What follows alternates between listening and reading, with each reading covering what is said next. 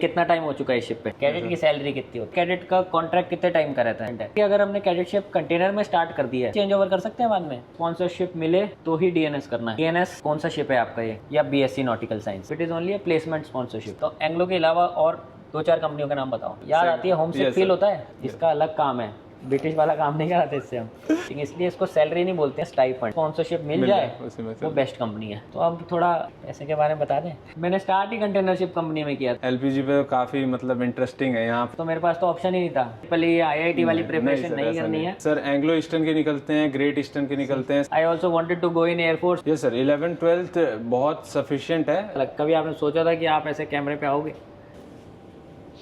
चश्मा तो बढ़िया है सर आपका। ये है क्या? चश्मा चश्मा? सारा चश्मा कैसे पहन लिया तूने हैं? Hello everyone, hope you all are doing great. Welcome back to another blog, welcome back to another video. अभी हम लोग हैं स्पेन में एक पोर्ट पे। इंस्टाग्राम पे सब लोगों को पता चल चुका होगा, बहुत सारी स्टोरीज मैं ऑलरेडी डाल चुका हूँ स्पेन की। तो अगर आप इंस्टाग्राम पे फॉलो नहीं करते हो तो do follow me on Instagram. और आज पोर्ट पे हमारा टाइम मिल गया है इस वीडियो को बनाने का अपने कैडेट के साथ। ये है हमारे शिप का कैडेट। तो ये वीडियो होने वाला है कैडेट के साथ। सर कैडेट नहीं, इंडियन कैडेट या इंडियन कैडेट, क्योंकि पिछला वाला जो वीडियो बनाया था हमने ब्रिटिश कैडेट के साथ बनाया था। और ये कैडेट ने हमारे साथ रिकॉर्डिंग में हेल्प तो करी थी, बट बहुत सारे लोगों का कमेंट आया कि सर इंडियन कैडेट का भी प्रोस्पेक्टिव दिखाया जाए, इंडियन कैडेट के बारे में बताओ, हमें इंडियन का जानना है। So I thought this is the best time. Yes sir, of course. So he is Mr Pramod Sharma. ये हमारे शिप का सेकेंड डेक कैडेट है। We have one British cadet, one Indian cadet. So Pramod, ready? सारी दुनिया को बताना है कि इंडियन कैडेट क्या क्या काम है, कैसे कैसे करते हैं। Yes sir. So let's start this video. आप लोगों के सारे क्वेश्चन जो जो पूछे गए हैं सब हम लोगों ने जॉट डाउन करी हैं। मैंने जॉट डाउन तो कर ली है, बाकी जो जो देखते हैं क्या कि इस वीडियो की कोई स्क्रिप्ट नहीं हमने रेडी करी है, तो will just go with the flow. और सारे क्वेश्चंस जो इंस्टाग्राम या यूट्यूब पे हमारी पिछली वीडियो में या इस वीडियो में पूछे गए हैं वो सब पूछते हैं प्रमोद से। Let's see. और ये ब्यूटीफुल सा पोर्ट है। This is तारागोना port. This is how a jetty looks like. सारे ये बड़े बड़े जो टैंक्स दिख रहे हैं आपको, ये सब टैंक्स हैं। And this is our ship. खूबसूरत सा पोर्ट, बहुत अच्छा व्यू है। तो शाम को जाना है शोर लीव, उससे पहले हम लोगों को ये वीडियो ख़त्म कर लेनी है अपनी। चले प्रमोद, शुरू करते हैं फिर। Yes sir. चलो let's start this video guys.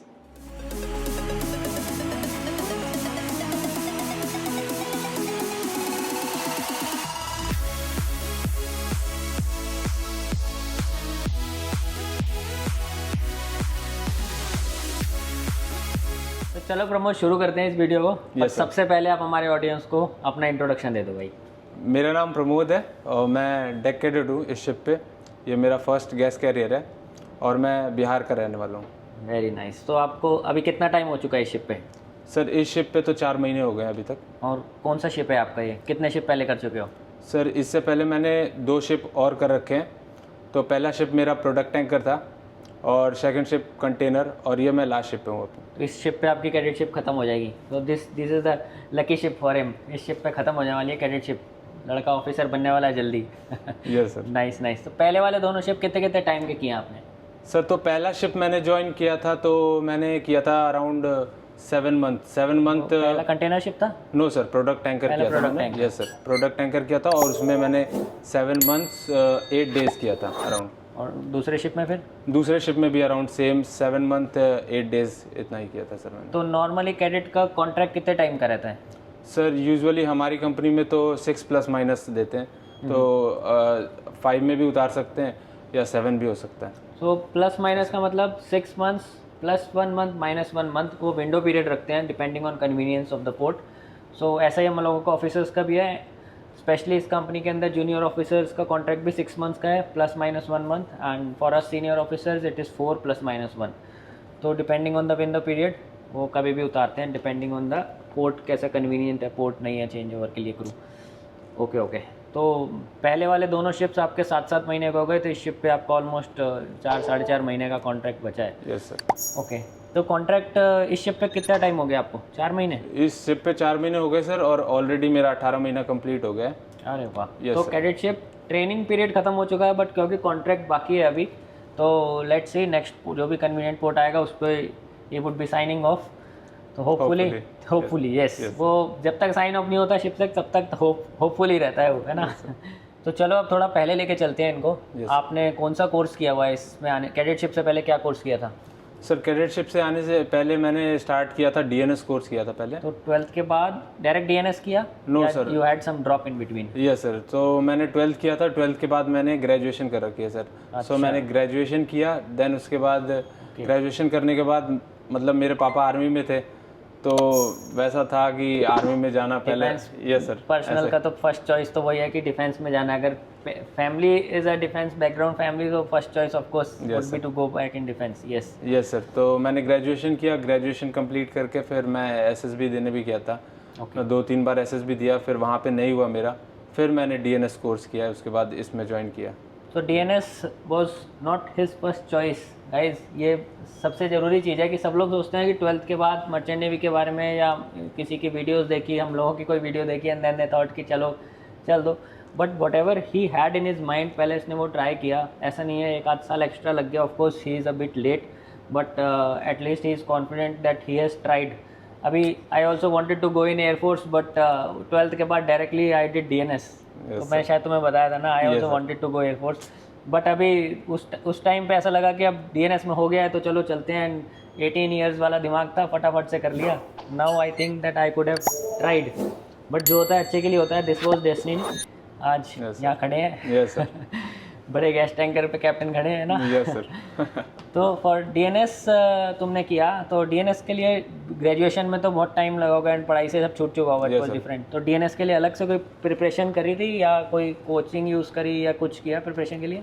Sir तो डीएनएस से पहले मतलब मैंने जब ग्रेजुएशन किया था तो मैथ्स में किया था, तो मैथ्स तो हो रखा था ऑलरेडी, और उसके बाद मेरे को पढ़ना पड़ा, मतलब 12th का तो पढ़ना पड़ा, 11 12th में। डीएनएस से मेरा मतलब है डीएनएस का तो इट इज़ अ कोर्स, उससे पहले उसके लिए आईएमयू सीईटी या फिर कंपनी स्पॉन्सरशिप एग्जाम्स होते हैं, एंग्लो के भी होते हैं, ग्रेट ईस्टर्न, सी स्पैन सबके।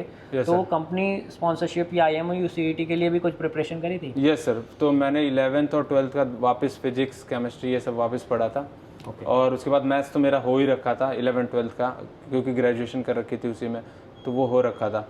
और उसके बाद इंग्लिश ये सब, क्योंकि मैं ये सब एग्ज़ाम दे ही रहा था, तो इंग्लिश तो हो ही रखा था मेरा। You were already in touch with other subjects, और वैसे भी आप एसएसबी की तैयारी भी कर रहे थे साथ साथ, तो टच में था। तो डीएनएस किसी को करना है, अगर इनमें ये बहुत सारे एस्पिरेंट्स देख रहे होंगे या कैडेट्स जो बनना चाहते हैं वो लोग देख रहे होंगे इस वीडियो को, तो क्या डीएनएस करना है, आईएमयू सीईटी करना है या कंपनी स्पॉन्सरशिप, उसके लिए अलग से कोई प्रिपरेशन करनी है, या व्हाट आई टेल एवरीबॉडी कि जैसे डीएनएस के लिए सिर्फ 11 12 बहुत है, that is sufficient? Yes sir, 11 12 बहुत सफिशिएंट है, लेकिन आपको थोड़ा सा मतलब, क्योंकि इसमें मल्टीपल चॉइस क्वेश्चन और ये सब आते हैं, तो उस अकॉर्डिंगली, क्योंकि अपना जो सीबीएसई का होता है वो डिस्क्रिप्टिव होता है, रिटन होता है, लेकिन इसमें मल्टीपल चॉइस आता है। तो मल्टीपल चॉइस में आपको वैसे ही अपने आप को सेटल करना पड़ेगा कि मल्टीपल चॉइस है, तो फिर क्या मैं जल्दी सॉल्व कर सकता हूँ, क्या ऑप्शन से ही सॉल्व कर सकता हूँ, ऑप्शन से ही सॉल्व करना, पूरा आंसर तक निकालने की जरूरत नहीं है डिस्क्रिप्टिव।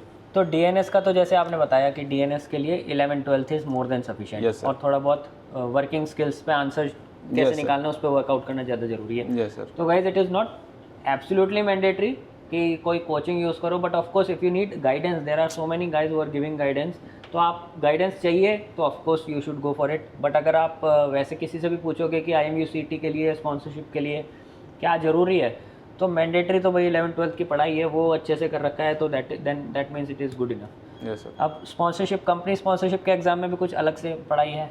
सर कंपनी स्पॉन्सरशिप में सिंपल यही रीजनिंग और ये सब पूछते हैं। रीजनिंग इंग्लिश तो रहेगा ही रहेगा, इंग्लिश रहेगा, रीजनिंग रहेगा, एंड देन थोड़ा बहुत परसेंटेज, जैसे 8 to 10 हम लोग पढ़ते हैं ना, तो 8 to 10 में जो आता है वो सब पूछते हैं स्पॉन्सरशिप एग्जाम में। So it is not basically preparing for AIEEE या IIT वाली प्रिपरेशन नहीं करनी है, it's a very basic IMU CET या कंपनी स्पॉन्सरशिप के लिए।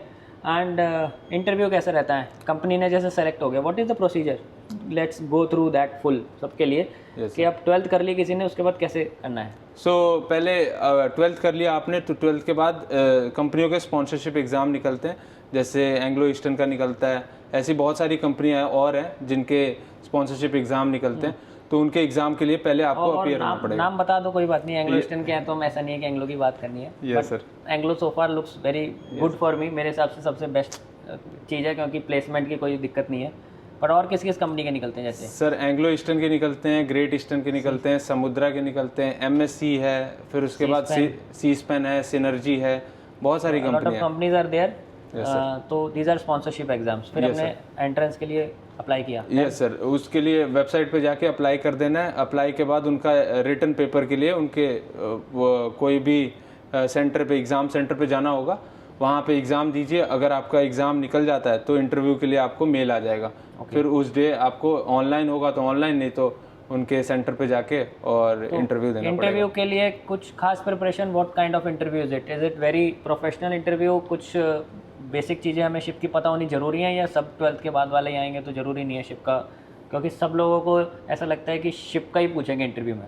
एक्चुअली में शिप का पूछा जाता है कुछ? नहीं सर, नॉर्मल क्वेश्चन पूछेंगे, आपके बारे में पूछेंगे, और वो बस ये देखना चाहते हैं कि कॉन्फिडेंस है कि नहीं आप में, और थोड़ा बहुत इंग्लिश का initially. That's what I tell everybody कि they are looking for your confidence. Question answers होंगे वहाँ पे, कुछ पूछा जाएगा आपके बारे में, आपको कुछ क्वेश्चन दिया जाएगा योर थिंकिंग स्किल्स के बारे में। That would be spontaneous question, but वो ज़रूरी नहीं है कि शिप से रिलेटेड हो। इंटरव्यू कंपनी के लिए हो रहा है, but it would not be ship related. Yes sir. तो प्रमोद, क्या प्रोसीजर रहता है? अभी हमने अगर IMU CET किसी को पहले करना है, या DNS का कंपनी का स्पॉन्सरशिप या इंटरव्यू पहले क्लियर करना है? Yes sir. क्या पहले करना जरूरी है? सर तो जैसे IMU CET भी दे सकते हैं, अगर डायरेक्टली किसी ने स्पॉन्सरशिप नहीं लिया सपोज, तो IMU CET भी दे सकता है। बट इसमें ये होता है कि जैसे एंग्लो जैसी कंपनी है, तो उनके वो स्पॉन्सरशिप निकाल के ऑलरेडी अपने बंदे सेलेक्ट कर चुके होते हैं IMU CET से। आई थिंक अप्रैल मई में सिलेक्शन प्रोसीजर एंग्लो का स्टार्ट हो जाता है, बाकी कंपनीज का भी ऐसा ही है। तो रिटर्न एग्जाम एंग्लो का पहले दे दिया, फिर स्पॉन्सरशिप इंटरव्यू हो गया, उसके बाद IMU CET दिया। Yes sir. IMU CET किस मंथ में होता है? IMU CET जून में होता है। यस सर, जून में। तो फिर जुलाई में फाइनल होके अगस्त के बैच ज्वाइन कर सकते हैं। Yes sir. So this is the right way. आपने किसी कंपनी का रिटर्न किया, स्पॉन्सरशिप किया, IMU CET क्लियर किया, and then you can go for the next batch. अगर मानो उस वाले स्पॉन्सरशिप क्लियर नहीं हुआ और IMU CET में अच्छी रैंक आ गई, then they have to appear for the next. साल में 2 बार बैच होते हैं DNS के, most of the colleges. Yes sir. Second batch में जाएंगे सर? ये फेब बैच होता है, और फिर उसके बाद एक अगस्त में बैच होता है। तो इनका, और IMU CET भी 2 बार होता है। तो जून वाला निकल गया अगर, तो फिर next is in December. Yes sir, वापस देना पड़ेगा, बट उससे पहले देंगे तो वो फरवरी का बैच जाएगा। यस सर, स्पॉन्सरशिप तो लेना पड़ेगा, पर अगर एंग्लो में होना है तो स्पॉन्सरशिप। राइट प्रोसीजर यही है कि पहले आप स्पॉन्सरशिप ले लो, क्योंकि ये कंपनियां क्या करती हैं कि पहले ही अपने बंदे शॉर्टलिस्ट कर लेती है ऑलरेडी। तो DNS आपने कोर्स किया, आपने तो ग्रेजुएशन के बाद किया, जो 12th के बाद भी करेगा तो कितने टाइम का है DNS? सर DNS प्री-सी 1 ईयर का है, 1 ईयर प्री-सी, एंड देन 18 मंथ आपको ऑन बोर्ड वो करना पड़ेगा, ट्रेनिंग करना पड़ेगा। 18 मंथ्स की ऑन बोर्ड ट्रेनिंग है। तो जो कैडेटशिप ट्रेनिंग जो DNS कॉलेज में जो पढ़ाया गया आपको, 1 ईयर का पीरियड था, उस लाइफ में और इस लाइफ में कितना डिफरेंट है? वो लाइफ और ये इस लाइफ में बहुत ही थ्योरी और प्रैक्टिकल। यस सर, बहुत ज़्यादा डिफरेंस है। उसमें पूरा आपको थ्योरी पढ़ाते हैं वहाँ पे, और सीमेनशिप एक है जो थोड़ा प्रैक्टिकल, ये रोप और ये सब का होता है, बट तो ये सब लोगों को लगता है कि वहाँ पे पढ़ के हो गया तो शिप पे आने के बाद वही सब पढ़ाई वढ़ाई हमें ऐसे क्लासरूम की तरह पढ़ाई की जाएगी, क्या वैसा ही है? नहीं सर, ऐसा कुछ नहीं। यहाँ पे सिर्फ प्रैक्टिकल एक्सपोजर मिलता है, आपको खुद करने को मिलता है मौका। एक्सपोजर मिलता है, that's what the correct word is. कि अभी ये चीफ ऑफिसर के साथ भी काम कर रहा है, थर्ड मेट के साथ भी, सेकंड मेट के साथ भी, कभी कभी हमारे भी पेपर वर्क में इन्वॉल्व है, और डेक मेंटेनेंस में भी इन्वॉल्व है। तो that exposure you are getting ना, वो दैट इज व्हाट जो आपको प्रिपेयर कर रहा है ऑफिसर बनने के लिए, राइट? Yes sir. तो उस लाइफ से बहुत डिफरेंट है ना ये। Yes sir. और फिर वहाँ पे जो DNS की पढ़ाई है उसमें क्या क्या होता है? व्हाट कैसी पढ़ाई है वहाँ पे DNS कॉलेज वाली? सो एक साल का होता है कोर्स। 1 साल के कोर्स में बहुत सारे सब्जेक्ट्स हैं सर। तो उसमें मैथ्स भी पढ़ाया जाता है, साइंस भी है, फिर उसके बाद अलग अलग जैसे शिप स्टेबिलिटी हो गया, नेविगेशन हो गया, नेविगेशन में भी terrestrial celestial navigation, bridge equipment, ऐसे ही इसका भी होता है sir, metrology. Yes sir, metrology and ये मरीन इंजीनियरिंग भी पढ़ाते हैं सर उसमें। So chart work and all, chart work, marine engineering, ship stability, navigation, celestial navigation, stars के बारे में नेविगेशन, ओल्ड स्कूल नेविगेशन, वो सब भी चीज़ें पढ़ाई जाती हैं। But everything in DNS course is all basics. उसके बाद आप शिप पे आओगे तब आपको प्रैक्टिकली पता चलेगा कि कैसे चल रहा है cargo loading unloading. What about this type of ship? Type of ship sir, ये एलपीजी पे काफ़ी मतलब इंटरेस्टिंग है। यहाँ पे लोड, कार्गो डिस्चार्जिंग, लोडिंग, ये सब काफ़ी इंटरेस्टिंग है। बहुत केमिस्ट्री है, दिमाग वाला काम है यहाँ पे। यहाँ तो पे ये आपने पहला वाला ship, which was your first ship? Product tanker. तो पहला प्रोडक्ट किया इसने, second container, and now he is on gas tanker. Yes sir. तो क्या कैडेट शिप में ही सब एक्सपोजर मिल गया तेरे को? तो बहुत बढ़िया, मजा आ गया। Yes sir. पर बहुत सारे लोग पूछते हैं कि अगर हमने कैडेट शिप कंटेनर में स्टार्ट कर दी है तो is it possible change over कर सकते हैं बाद में? हाँ, कंटेनर से यहाँ पे एलपीजी में आ सकते हैं। और क्या प्रोसीजर है अगर मैं सिनर्जी में किसी कंपनी में कैडेट शिप कर रहा हूँ? Yes sir. तो क्या प्रोसीजर अगर मुझे गैस में जाना है, या एंग्लो में हूँ मेरे को गैस में जाना है?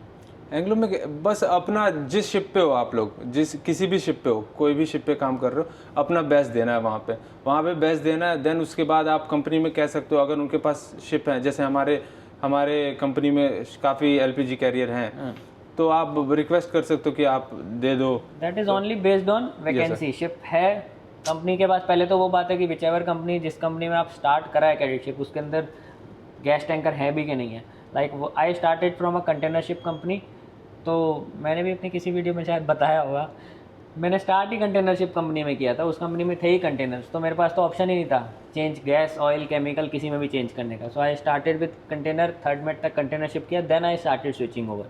तो अगर आप किसी ऐसी कंपनी में हो जिसके अंदर है ही सिर्फ कंटेनर्स या सिर्फ ऑयल टैंकर्स हैं, तो आप जो भी है उसमें कैडेट शिप कंप्लीट करो पहले। 3rd ऑफिसर बनने के बाद जूनियर रैंक्स में it is very easy to change over.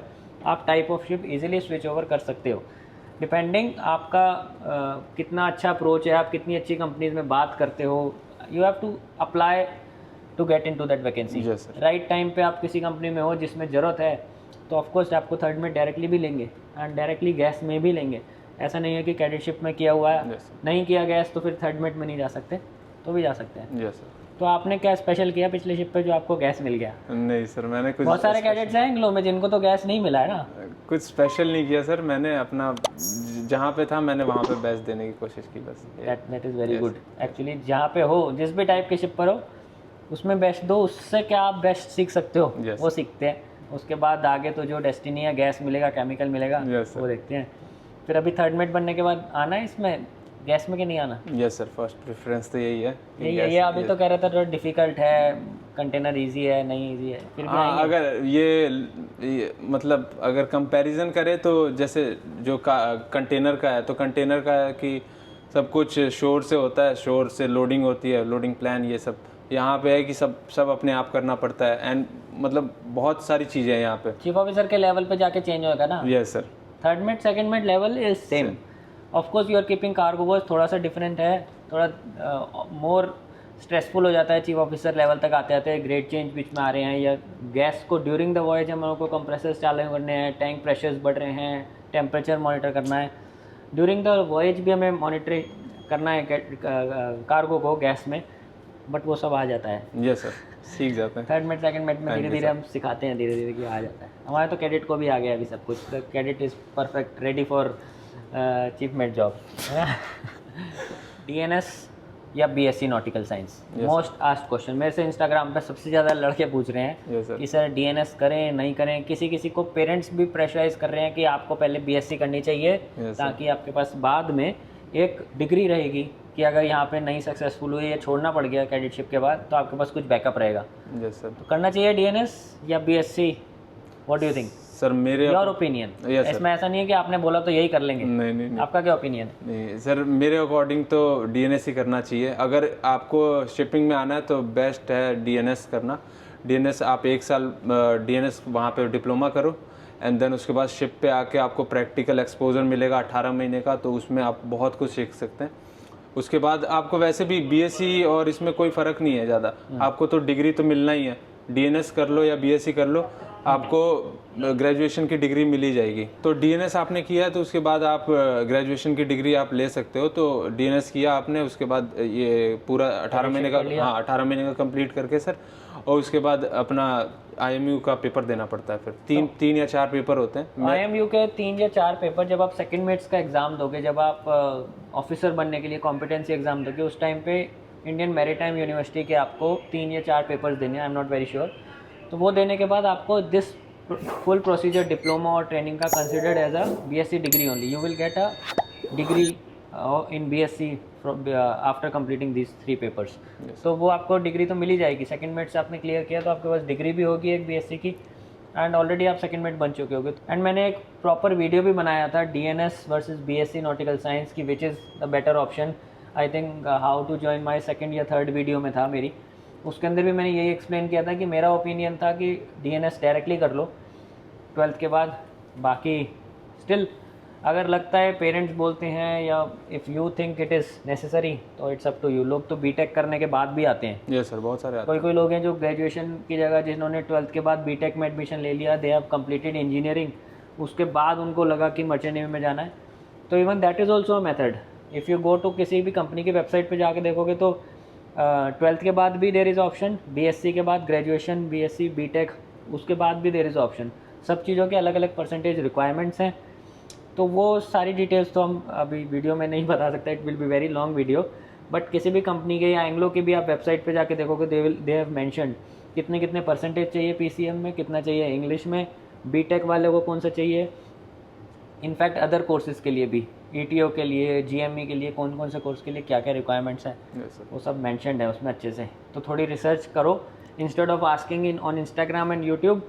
थोड़ी सी रिसर्च उस टाइप की करो ताकि आप किसी को अप्रोच करोगे तो वो भी आंसर दे पाएगा कि हाँ आपको नॉलेज मिल गई है, basic knowledge, then you can ask. और हमारा कमेंट बॉक्स तो ओपन है, आप हमसे पूछो उसके बाद. तो प्रमोद, अभी बीएससी और डीएनएस का तो हमने बता दिया. चलो डीएनएस करना चाहिए. In my opinion it is not कि वही करना है, बट मेरे ओपिनियन में डीएनएस करना चाहिए. ऐसा नहीं है कि कैप्टन ने बोला था कि करना था तुमने कर लिया. अब कौन सा कॉलेज से करना चाहिए, व्हाट इज़ अ प्रेफर्ड, कोई कॉलेजेस हैं जो प्रेफर्ड होने चाहिए, अच्छे कॉलेजेस? यस सर, बहुत सारे हैं इंडिया में. तो सारे डीजी अप्रूव्ड हो, वो पहले सबसे पहले तो हमें ध्यान रखना सबसे पहले मोस्ट इंपॉर्टेंट थिंग इसने सबसे पहले बोल दिया कि डीजी अप्रूव्ड होना चाहिए कॉलेज. अभी यूपी में, जयपुर में, राजस्थान में बहुत सारे कॉलेजेस ऐसे हैं, गलियों में खुले हुए हैं कॉलेज. वो आपको बोलेंगे कि STCW कोर्सेज करा देंगे आपको और आपको शिप पे भेज देंगे. So there is nothing like that. Clearly बोल रहा हूँ मैं, ऐसा कुछ नहीं है. बहुत सारे लोग मुझे उस कॉलेज का एंट्री का लेटर भेजते हैं, सिलेक्शन लेटर भेजते हैं इंस्टाग्राम पे फ़ोटो खींच के कि सर हमें लेटर मिल गया है. उस लेटर से कुछ नहीं होता. उसके में STCW कोर्सेज से भी कुछ नहीं होता.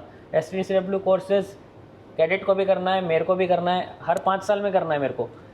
सब ऑफिसर्स को, इंजीनियर्स को, जो भी शिप पे आ रहा है उसको STCW कोर्स तो करना ही है.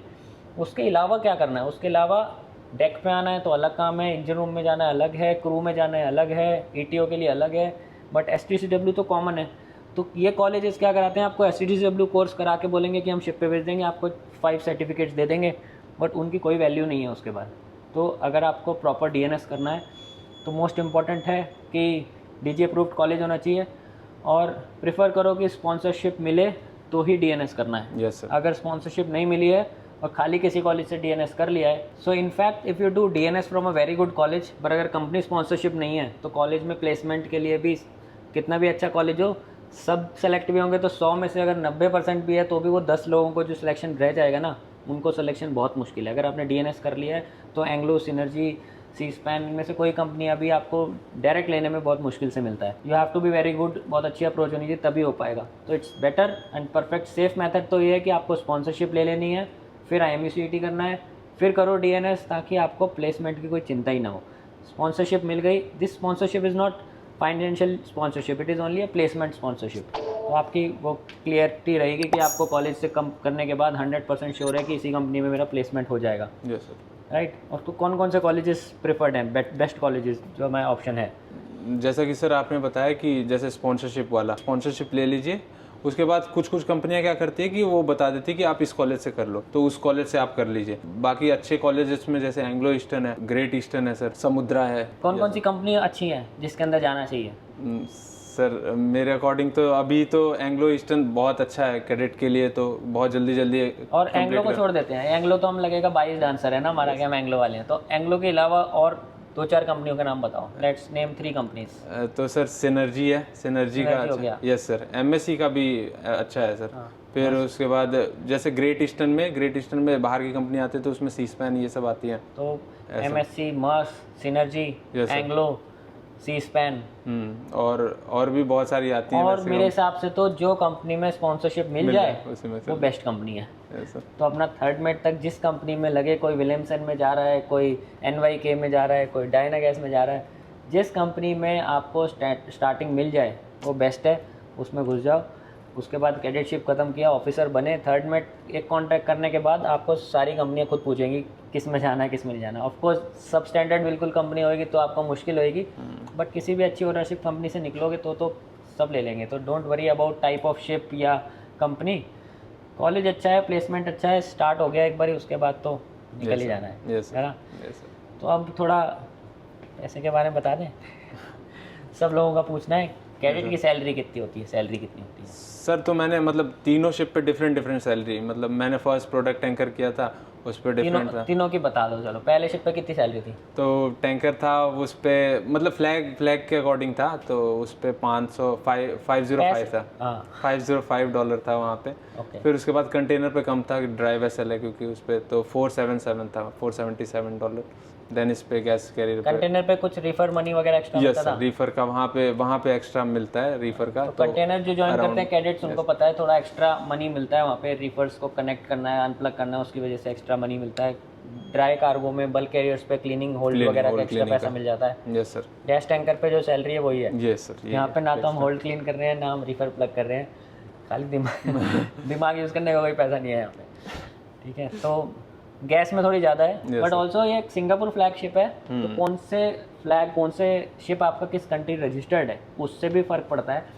दैट्स वाई मे बी इसमें ज़्यादा है फ्लैग के साथ। Yes sir.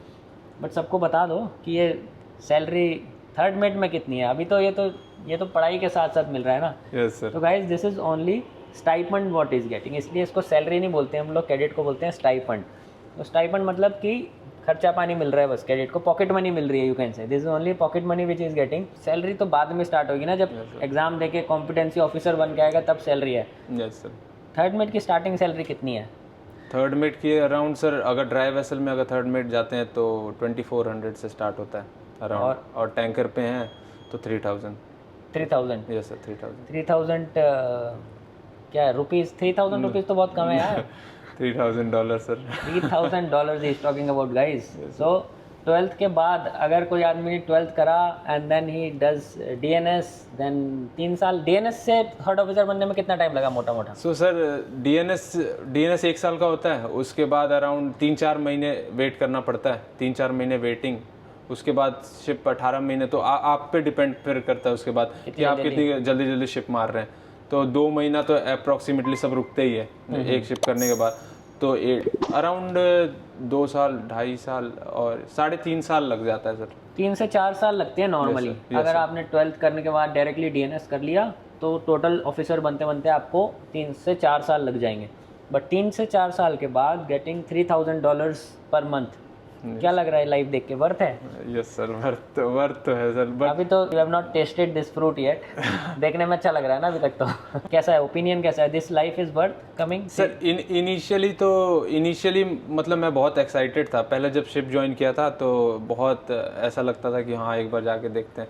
जब एक शिप कर लेते हैं उसके बाद लगता है कि हाँ अरे तो थोड़ा याद आती है, होमसिक फील होता है। हाँ थोड़ा तो फील होता ही है कि, बट मेरा तो बैकग्राउंड ही ऐसा था, मतलब आर्मी से थे पापा, तो हम लोग दूर का थोड़ा सा वैसा था ही, माइंड सेट ही पहले से था, तो उतना फील नहीं हुआ। बट बहुत लोगों को होता है कि बहुत लोनली फील करने लग जाते हैं कुछ ऐसा। सोशल नेटवर्क से आप दूर हो, इंटरनेट, इस शिप पे इंटरनेट है।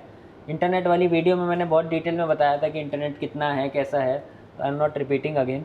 बट इंटरनेट शिप पे मिल रहा है, internet daily 1 GB internet use करने में मिलता है, दोस्तों यार ये सब बात हो जाती है। बट स्टिल जब मेरे लिए भी इतने साल हो गए मर्चेंट नेवी में, स्टिल जब दोस्तों को संडे को बाइक राइड पे जाते हो देखते हो ना तो मन तो करता है घर होने का। बट दिस इज़ लाइफ यार, you have chosen this profession. तो सोच समझ के आओ, इसलिए बोलता हूँ मैं। अगर आपको वो लाइफ पसंद है कि आप सोशल नेटवर्क बहुत ज़्यादा है, दोस्ती यारी वाला है, तो यहाँ पे आके आपको ये शिप के 24-25 जनों के साथ ही रहना है। तो just think about it before joining. ऐसा $3000 सोच के मत आओ, ये सोच के आओ कि एक लाइफ चेंजिंग एक्सपीरियंस हो सकता है, एक लाइफ चेंजिंग स्टेप हो सकता है आपके लिए। एक जनरेशन चेंज हो जाती है मर्चेंट नेवी में आने के बाद। Yes sir. So this is it guys. तो बाकी इस वीडियो को करते हैं यहीं ख़त्म। Yes sir. बहुत लंबी हो गई यार video, but thank you so much यहाँ तक अगर आपने देखा है तो do give it a big thumbs up. Cadet को भी पकड़ के लेके आया। मैं बहुत अच्छी वीडियो, लॉन्ग वीडियो हमने बनाई है। Thank you so much Pramod. Thank you sir. तो इस वीडियो को अब हम यहीं एंड करते हैं, और बाकी और भी क्वेश्चंस है इससे पूछने के। नहीं सर, एक कंप्लेन कर रहे थे आप कि ये लोग सब्सक्राइब नहीं करते हैं सर आपका चैनल। तो भाई यार सब्सक्राइब कर दो। Yes sir. इतनी मेहनत कर रहे हैं हम लोग। देखो पोर्ट पे ऑपरेशंस छोड़ के, हम छोड़ के तो नहीं, अपना काम निपटा के रेस्ट आवर्स में हम दोनों पहुंचे हैं यहाँ पे वीडियो बनाने के लिए। शोरलिप भी जा सकते थे बट हमें लगा नहीं यार ये टाइम है अभी पोर्ट पे, क्योंकि ब्रिज खाली लगेगा यहाँ पे, अच्छा टाइम है बनाने के लिए। तो do subscribe to this channel यार। एंड कोई भी कमेंट्स हैं, अभी this video is all about DNS, entry into BSc and whatever. तो कुछ भी कमेंट्स हैं इससे रिलेटेड क्वेश्चंस है, do put it in comments. हम दोनों कोशिश करेंगे आंसर करने के आपके क्वेश्चंस। और बाकी के जो बाकी पिछली वीडियो के क्वेश्चंस बाकी रह गए हैं, यस सर, ये हम आगे कंटिन्यू करते हैं। अभी पोर्ट स्टे है हमारे पास, नहीं तो सेलिंग में आई विल ट्राई टू दोबारा पकड़ता हूँ किसी दिन इसको, and I will try to answer all the rest of the questions. और भी बहुत सारी चीज़ें इससे पूछने के लिए कैडेट की लाइफ के बारे में। तो do check out the next video. तो प्रमोद नेक्स्ट वीडियो को और बनाते हैं जल्दी। यस सर, 3-4 दिन में शूट करते हैं और उसमें बताएंगे हम पूरे दिन में कैडेट क्या क्या करता है। वो ब्रिटिश कैडेट वाली वीडियो आप लोगों ने नहीं देखी है तो डू चेक दैट आउट। अगली वीडियो में इंडियन कैडेट का बताते हैं कि इसका क्या कैसे कैसे काम कराते हैं हम।